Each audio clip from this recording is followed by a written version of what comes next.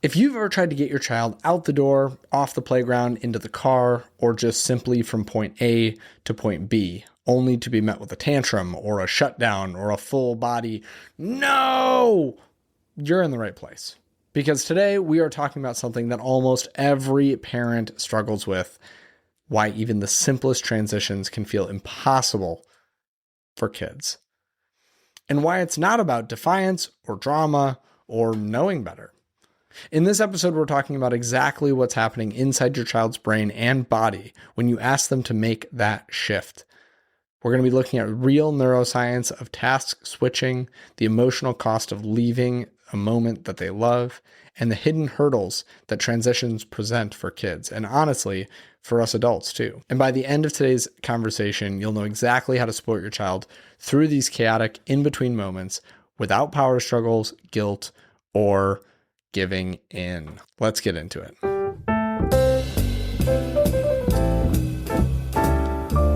So I often start these episodes with kind of an anecdote from my life, and I could give you a million anecdotes with transitions. Actually, today I will give you one.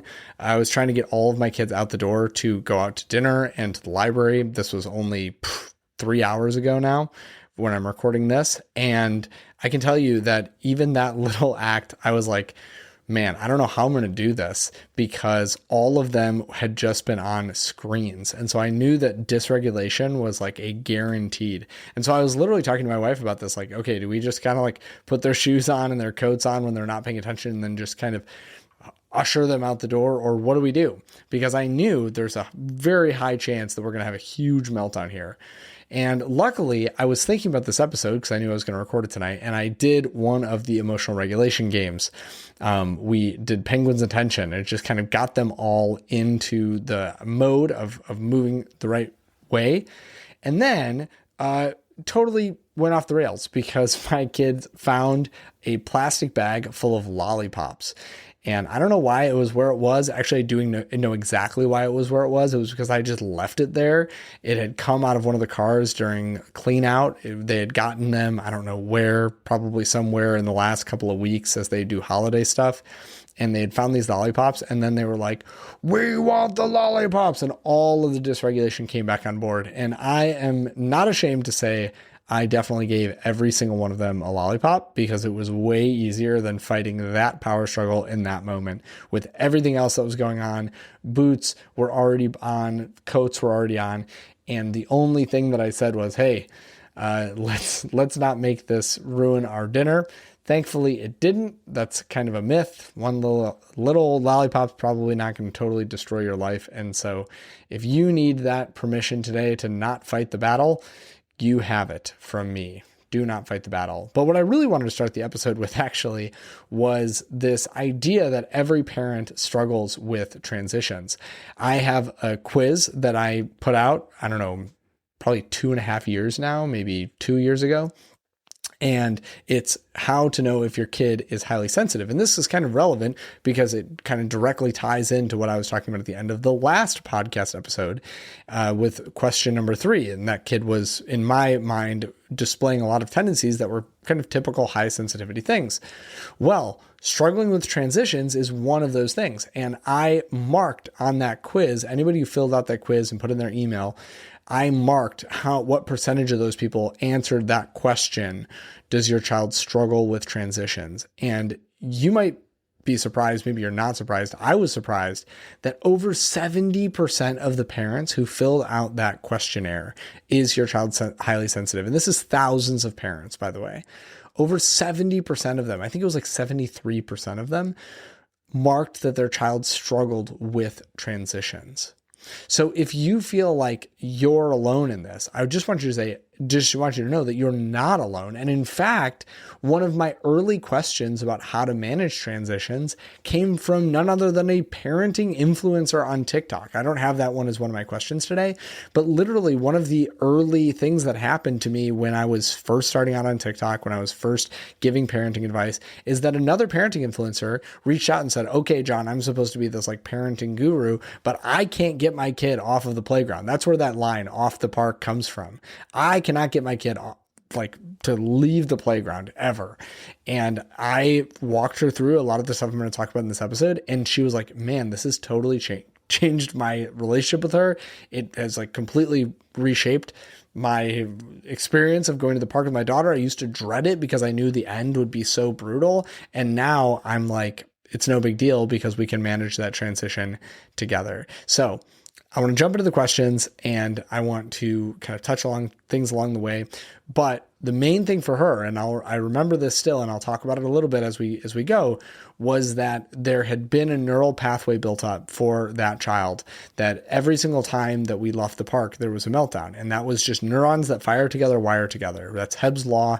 It's a basic neuroscience principle that basically we are conditionable as people, as human beings, that we can grow into patterns and habits of every single time we leave the park, I have a meltdown or whatever. So with all of that said, if you find yourself in really, really struggling with transitions, as you can see, holidays are on the brain.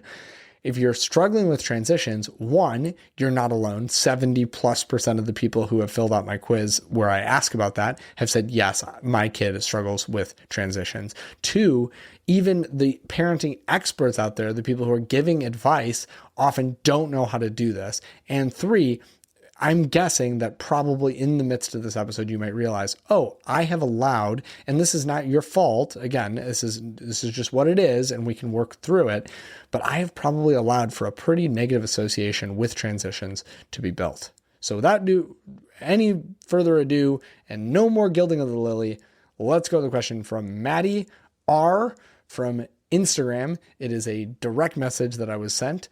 And it says, okay, John, I'm losing it over here. My 4-year-old absolutely falls apart anytime we have to stop something. Like we left the playground yesterday and she literally screamed the whole walk home saying, you ruined my game. Sounds exactly like that kid from a couple years ago.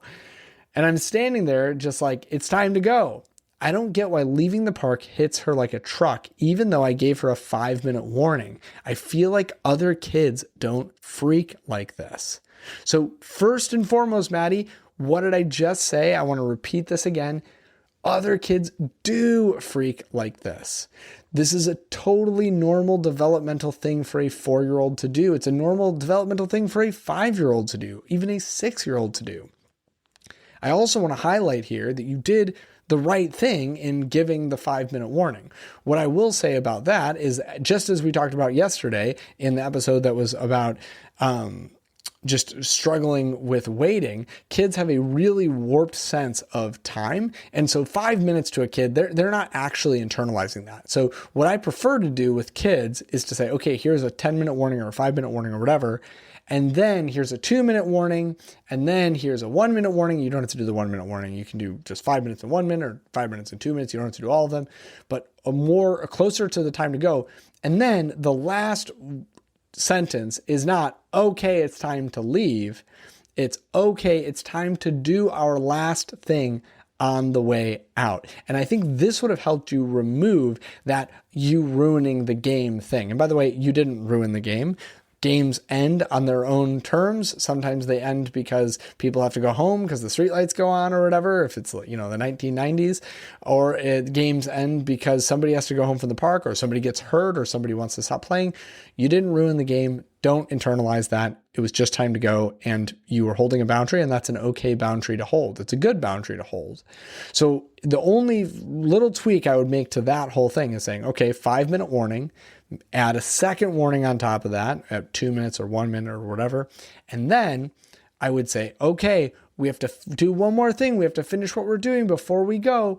And this creates a literal, in your child's brain, a conclusion. It's like, it's a satisfying conclusion.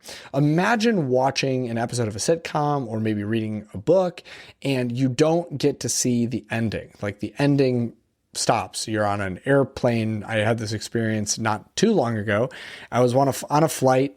It was an international flight. I guess it was a long time ago because it's been decades since I've flown internationally, but I was on a flight and was one of those where you can pick the movie that you want to watch on the screen in front of you. I don't even know if they still do that or if they just like have you hook up to in-flight Wi-Fi now, but you could watch all these different movies and there was a lot of movies on there that I hadn't seen, and you could pick your own and you could start your movie whenever you wanted. So it was kind of an individualized media device on the seat in front of you. But when the plane started to land, when it started descending or whatever, going in, I don't even remember where exactly we were when this was happening, but when it starts to descend, they would shut the movie off.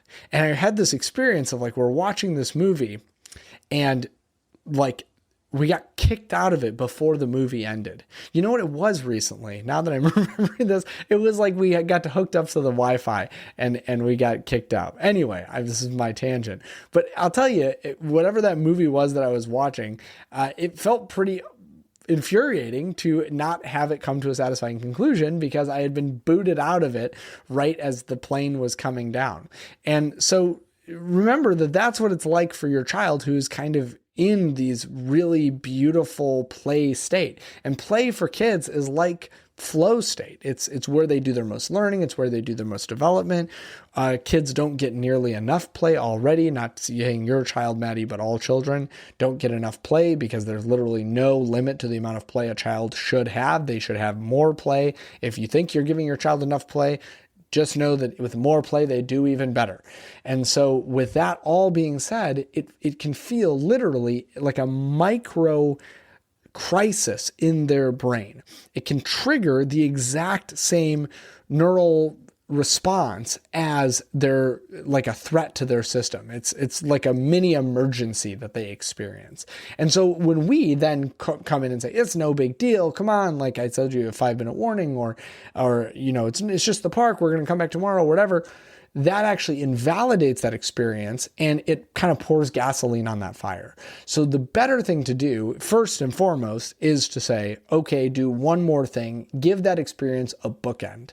And this is the same, by the way, if you're transitioning a kid off of a tablet or something like that, give that kid a bookend.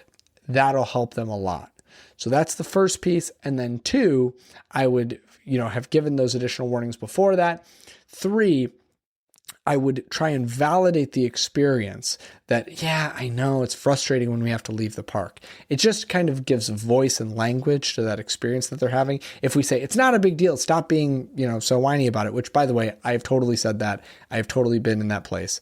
If we do that, then our kid is just going to go, no, I don't think you understand how big of a deal it is. And then, then we can start to move off of that like process and move into something else. But the last tip that I'll give you, and I think this is a good place to put this in the episode, there may be another, time where this is important as well, and I'll reference it again, but this is a good place to use one of the emotional regulation games if that satisfying end doesn't land.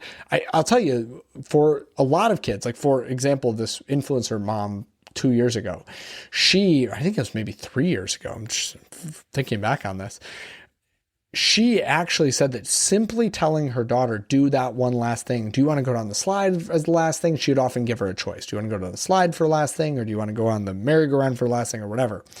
And whatever her daughter decided, then it felt like a satisfying end and then she'd go running off to the car. What we don't want to do is kind of do the opposite thing, which is saying, all right, car's leaving. Like we've heard people do that as well. But that satisfying end can really solve the problem. But if it doesn't, you can use one of the emotional regulation games. And if you have not been following on social media, on TikTok, Instagram, and Facebook, I've been putting out daily emotional regulation games for the first 25 days of December. You can feel free to use any of those. You can also get my top 5 emotional regulation games in the show notes below. I link those to all of the podcast episodes. It's just a freebie. It's a PDF that you can download, or you can buy my full emotional regulation game guide, which is 19 of my, or not 19, which is $19. It's 25 of my best games. And by the way, my wife illustrated that. She's an illustrator, and it's a really, really cool resource. And so if you want all of my emotional regulation games in your pocket, you can get that as well. But I would pull out one of those emotional regulation games, even if it's just one of the free ones that you found on TikTok or whatever, or if it's one, or Instagram, this was an Instagram DM, or if you download the free 5. I would use one of those in those moments because that can be a real lifesaver. Okay, so that's what I have for that one, Maddie. I think that you can build some neural pathways. And I will say, kind of as we continue to move through this episode, I'm going to keep saying this. You've probably built up at this point a conditioned response that your daughter may feel like melting down every time she leaves the park because maybe the transition wasn't good for a couple times in a row. And then now she kind of goes into that fight or flight state of like, oh, I know what this is like. When mom says it's time to leave, it's always terrible. And I always have a meltdown and a tantrum. And so then she starts to go down that path until you break that with the emotional regulation game, with the other tips that I've given you. You're going to keep seeing the meltdowns no matter what you do. And that's because they're just kind of, it becomes a self-fulfilling prophecy. They anticipate that they're going to, and this is all subconscious, but they anticipate that they're going to have a meltdown. And then, of course, they do have a meltdown because they're anticipating it. Okay, my next one comes from Adam. It was an email in, and he says, my son is doing this thing lately where he totally shuts down. It's not really a meltdown. It's like he turns into a statue. When I say something like, it's time to get ready for school, he stares at me and at the floor, and I'm just like, hello. I get mad because it seems like we're always late. Why does that one sentence stop his whole system? It's not even a big thing. I swear he was fine 2 seconds ago playing with Legos or whatever, and then nothing. Okay, so I kind of took this one and I said that this one was a transition problem, but Adam didn't really frame it. I guess he sort of did as a transition problem. He was more framing it of like, what do you do when your kid doesn't want to go to school and just freezes? It was in response to one of my school emails. I actually think this is a transition problem. And this is because kids' brains, especially 6 years old, 7 years old, 5 years old, preschool, 4 years old, transitions actually cause a lot of like a shock to the brain. And the reason why I say that they cause a shock to the brain is because conscious attention is something that children struggle to intentionally put in one place or another. Their attention is drawn by whatever is novel or whatever is interesting to them in that moment, or usually whatever they're actively doing at that time. And so when what we're asking them to do is to get ready for school or anything else, leave the park, again, is a great example, or whatever transition it looks like. When we're asking them to do something, we're actually asking them neurologically to do this like rapid task switching, where it's like you were doing this thing and now you're going to go do this thing. And that's actually cognitive flexibility that kids really struggle to have. What happens is they're in what's called the default mode network, which is this kind of inward system where they're just kind of, going about their day. They're in flow state, they're daydreaming, whatever. They're just thinking. They're just they're in their own world. And then all of a sudden you kind of focus them into the executive mode network where they're forcing themselves to be task oriented and do like executive functioning, the necessary steps to get ready to go. And that kind of shocked their system, especially neurodivergent kids. I'm not saying your kid's neurodivergent, Adam, but all kids kind of have certain qualities that make them seem a little bit neurodivergent because neurodivergent adults struggle with executive functioning, as do most children. And so that rapid switch between you turning off the default mode network and swapping over to conscious executive functioning can feel startling. And kids need like a beat to understand that. And so I don't know, and I'm kind of stepping too far into this question of what I'm seeing going on. I would ask clarifying questions if I could. But if you are in group coaching, the first question that I would ask you is, how long do you wait when he is in that frozen earth to kid, state, that before you start to physically either move him into the next thing or, repeat yourself, hey, I said we got to go. Because in that moment, he probably needs like 3 to 5 seconds just to process your request. And if he's actively engaging in something like Legos, which is the example that you gave, which is a very high intensity play-based activity, which is they're very much so in flow state, you may have to physically put your hand on them to get their attention before you even give that request. Because what he might be doing when he's freezing in those moments is going, oh, I know something's being asked of me, but my brain couldn't switch over to listening mode fast enough to actually even hear this stuff. And so a better thing to do in this case would be to intervene with kind of a micro step of moving them more out of that default mode network, because what you're at risk of is actually a huge meltdown, because being pulled away from something that they're doing that's in flow state is absolutely feels like a survival threat. This is why I said in the last one that being told to leave the park can feel like an emergency situation, or it can send your kid into fight or flight. Same thing, being told to stop doing something that they feel is adaptive. And by the way, when kids are playing with Legos creatively, they're learning. So you're pulling them away from what their body is trying to do in order to learn. And ironically, we pull them away so that we can send them to a place where probably less learning actually functionally happens. But I'm not going to get on my soapbox about that right now. And so instead, we have to figure out how we can give kind of like an intermediary step there, because moving directly from this kind of high intensity play, which I'm saying high intensity because of the neurological activity that's going on, not high intensity as in like active play. In some ways, active play is easier to transition away from than really, really rich default mode network like flow state play that can happen. So I would walk over and I would say, hey, can you hold on to that Lego for me? And can you bring that Lego over here?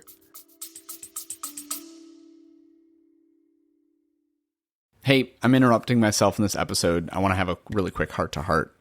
If you're listening right now, maybe you're on a walk, you're doing dishes, you're hiding from your kids in the bathroom, I'm guessing this podcast is doing something for you. Maybe it's grounding you, it's inspiring you, reminding you that you're not alone. Maybe it's the one corner of your week that doesn't feel loud or rushed or transactional. And I want you to know that's kind of the point. I make this show with love. I don't make it with algorithms. I'm doing this for you. But here's the deal. It costs money for me to make things like this that feel like a deep breath in the world that won't stop shouting. And so if you've been listening for a while and you haven't subscribed, this is your friendly nudge. It's $5 a month on Substack. That's literally less than that sad coffee that you ordered last week that you probably didn't even finish because your kids interrupted you. Please don't make me get dramatic, okay? Because honestly, if this isn't worth $5, I just don't know what is. So right now, if you can afford it at all, please go click the link in the show notes, become a paid subscriber on Substack, support the work that you want to stay alive. And seriously, thank you. Even if you walk away right now and you pretend that I didn't just say this, I'll know. No, I won't know, but I still love you. Please, please, please, please consider supporting Whole Parent. It's the only way that I get paid to do this and social media. Oh, yeah, I actually recorded that and forgot one more thing. You also get bonus episodes. So if you need something in return, that's your return. Bonus episodes just for you as a paid subscriber. Okay, that's it. So that I can start to put your boots on, or so that you can put the boots on, or to put your coat on, or to, can you bring your Lego over here? Because then it kind of brings together those activities. Like, oh, can we get your Lego character ready for school? Can we put your Lego character in his home before we go to school? So now I'm engaging with them at their place in their moment. And it's like that you're kind of meeting them where they are and you're leading them out, rather than kind of coming in with your own agenda and they have to kind of match your energy of where you're going. And this, by the way, is exactly the same hack that I say when we're transitioning a kid off of a tablet. I'm not here to say that kids should have tablets. I'm also here to say, I think no tablets is much better than any tablets, but I also am realistic in that most parents, their kid uses some sort of device, whether it's watching the TV or a tablet or even a phone, which I think is probably the worst of them because it's so mobile and they can kind of use it, and because they get used to using a parent's phone most likely when they're little, it just becomes a thing that we lean on more and more and more when we're out at dinner or whatever, and it doesn't become like a once in a while thing. It becomes like a regular maladaptive coping mechanism for any emotional distress that our kid faces. But when you're getting your kid off the tablet, the best thing you can do is sit down next to them and say, oh, what are you doing? Show me what's going on. Oh, tell me what's going on in this show, or show me what you're building in Minecraft or whatever. Because just like that satisfying bookend, telling you what's going on actually snaps them out of their play state, and they go into a different state of thinking and reasoning, which is where they're explaining something to you. So when you're offering him that intermediary step of like moving with the Lego to the next place, you're meeting him where he is and you're leading him, rather than you're just kind of barking orders and he's like a deer in the headlights, because he's having trouble, because his brain is underdeveloped, with that rapid task switching from this to that. And I will say older kids tend to rapidly task switch more easily because they have a higher degree of anxiety for being late. Typically, they don't want to be late. And so they rapidly task switch as a coping mechanism, but that's not necessarily good either. So I would just say the more we can, and also, like, I guess this is maybe the more to go with the morning episode that I did a while back. And that's why I was thinking about this question, because I was going to put it in that one. But that question, when we were talking about mornings before, I said, just leave yourself more time in the morning than you think you need. A lot of people can't do the micro step because they haven't left themselves enough time to do it. So that's what I would say. If you can leave yourself a little bit more time, you're going to be a lot better off, because then you can do the micro steps. You don't wind up freezing his system with, a cortisol spike because you're telling him, hey, go do this right now. And he's like, oh, I don't even know what you're saying. You just intervened with me, and I was in a completely different fantasy world. And so that's how I would lead with that. And I got time for one more question. And so I'm going to go to Alyssa. And this one came from the membership. I have it inside the membership. You can DM me. And so Alyssa said that I could share this one with you. She DM'd this one to me. I said, she said, hey, do you ever find that kids just, I'm sorry. Do you ever feel like kids should just be more flexible? I swear my daughter loses it over the tiniest shift. I'm going from TV to dinner. Okay, so we just kind of talked about that a little bit. I'm sitting here thinking, life is full of transitions, kid. You're going to have to learn this. But then I catch myself snapping when I'm answering work emails and someone asks me a question. So maybe I'm not exactly as go with the flow as I'd like to be either. LOL, it feels hypocritical, but also I genuinely don't know how to help her without just forcing it. Any thoughts on this at all? Alyssa, my first thought is I am right with you. When somebody interrupts me while I'm making one of my whole parent videos or responding to an email or recording the podcast, I snap all the time, because I get into these modes of being in this flow state, of creating, of loving what I'm doing. And when you say you're not go with the flow, what I'm actually saying is you are in flow, right? It's not that you're not go with the flow. It's that you are flowing. And it's hard to move out of flowing into the other parts of life, like going to dinner or doing something boring. And so the first thing that I would say is kind of everything that I've said thus far, and maybe I should have saved my bookend, make a satisfying end to the thing now, but it's much easier for all of us to break from that when we have a satisfying end to what we're doing. And so this is where the thing with the kids interrupting, we talked about this a couple days ago. With kids interrupting, one of the things that we can do as kids interrupt is we can say, I need to finish this, and then I want to listen to you, right? Same thing with a kid in flow state. We actually should allow them to tell us, hey, I need to finish what I'm doing here, and then I'll go. This is why giving a 5-minute warning can be helpful, because maybe you give your child a 5-minute warning, and if they're actually able to pull themselves out of it enough, which, I don't know how old your daughter is. I don't remember. I think I DM'd you and asked you why, or what the age was, and then we went back and forth a little bit. But when you have a child who's a little bit older who can hear that 5-minute warning, they might respond back with, I'm going to need more than 5 minutes.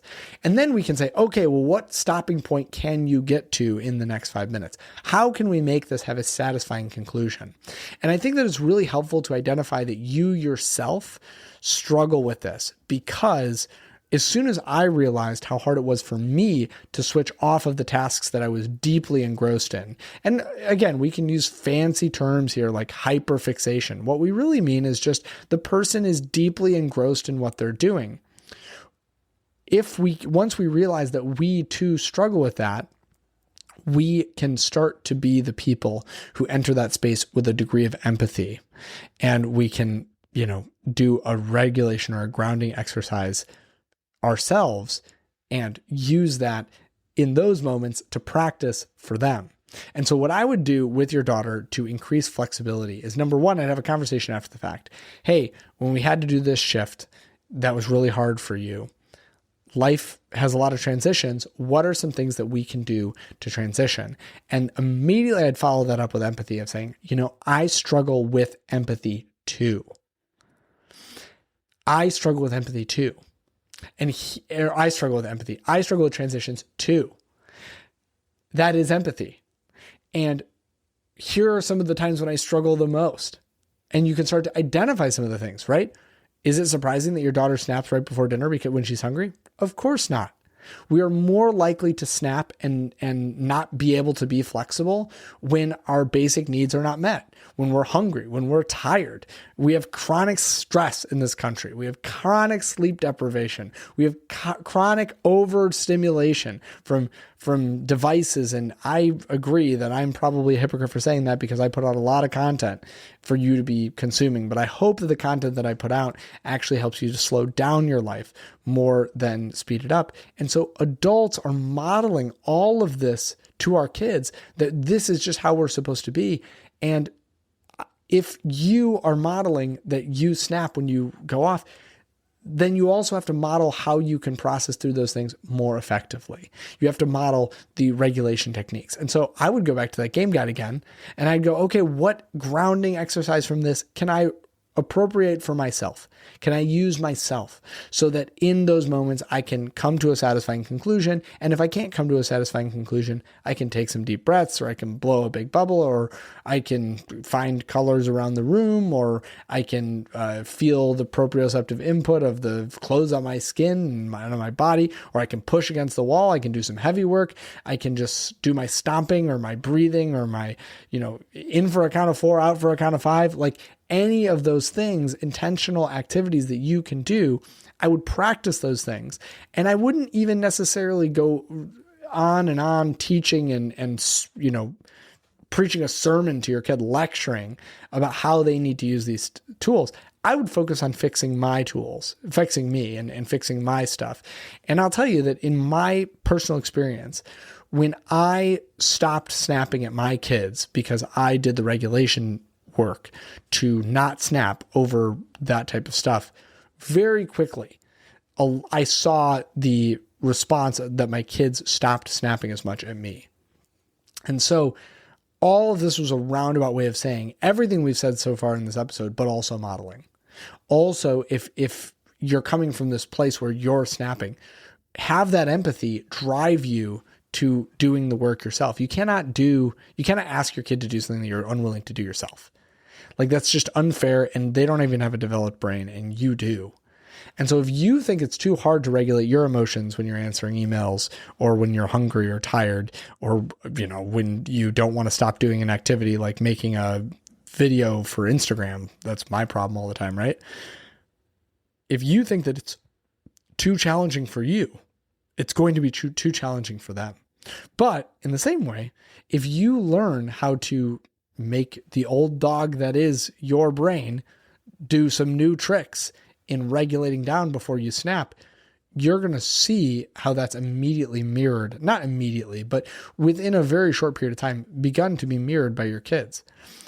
And this is so important to understand, because that empathy piece is where a lot of this comes from. And a lot of parents think of empathy as just like, oh, I just need to understand that my kid's doing the best that they can. And I think that that's good. I think that that's a good thing to think. But it goes beyond that. Understand that if you were in their circumstance, you'd probably be doing the same stuff. And you can fix that because you're an adult now and you can do a lot of this work. And so that may be a challenge to you, but if you're listening to this, I really hope that you can see this for what it is, which is an encouragement and an opportunity to grow in that way. And I think that on the whole, it will become much better. Okay. That's what I have for you in this episode about transitions. I hope that all of these different pieces, whether it's finding a satisfying conclusion or understanding what's going on in your child's brain when it comes to switching activities, or modeling some healthy emotional regulation activities for you or your kids, or any of these things, I hope that all of this stuff has helped you to have some ideas of what you can do the next time that you're struggling with a transition. As always, check below for all of the notes and links to things that I mentioned in the episode. And yeah, that's what I got. I hope you enjoyed it. I'll see you next time. Thank you again for listening to this episode of the Whole Parent Podcast. If you are listening to this right now, yes, you in your car, driving somewhere, on a walk with your kids, perhaps your kids are melting down and you're listening to this on your headphones with the noise cancellation turned on. Whatever you're doing while you're listening, doing the dishes at night after your kids go to bed, I don't know. That would just be me if I was listening. Stop right now. I have 3 quick favors to ask you. I promise they're not going to take you very long. The first one, very, very easy. Go into wherever you're listening to this podcast and rate it 5 stars. That's 1, 2, 3, 4, 5 stars. The more 5-star reviews that our podcast gets as we accumulate episodes, the more likely it is to be pushed out to more parents who are searching for parenting podcasts to solve their problems. Whatever you got out of this episode, whether it was something to try with your kids, whether it was a new way to think about parenting, maybe this episode was not specifically about a problem that you're having, but you're somebody in your life who's having this problem. Go in and rate it 5 stars. And if you have an additional 30 seconds, that first one only takes you 10 seconds. If you have an additional 30 seconds, just type a few words for me to read. I love to read the reviews. If there's something specific that's helped you, write it out. It helps me to know what we should keep doing here on the podcast week in and week out. The second question that I have for you, or request that I have for you, favor, let's call it, is to share this episode with somebody in your life who you think could use it. It might be another parent in your kid's class. It might be a sibling who has young kids. Maybe it's your kid's teacher or a faith leader in your life. Whomever it is that you think should have this episode of the podcast or any episode of the podcast, send it directly to them. I know it's vulnerable to share podcasts with people who you might not have that close of a relationship with, or even more vulnerable if you do have a close relationship with them.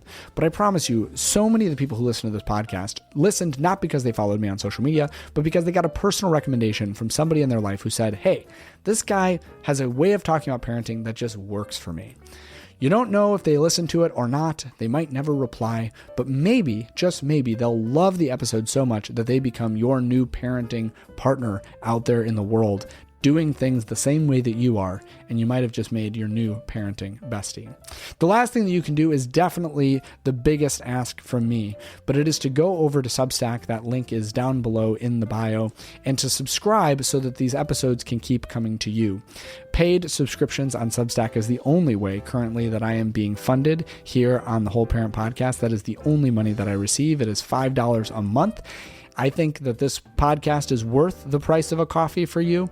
If it's not worth the price of a coffee for you, obviously don't do it. But if you're extra cheap like me, you can just subscribe annually. I know that you're going to listen for the rest of the year. If you know that you're going to listen for the rest of the year, just give me $50 up front, and then you don't have to think about it coming out of your credit card every single month. Those are the ways that you can support me. And as always, I think that you're a great parent already, but I do hope this episode gave you something to make you a little bit better. Take care.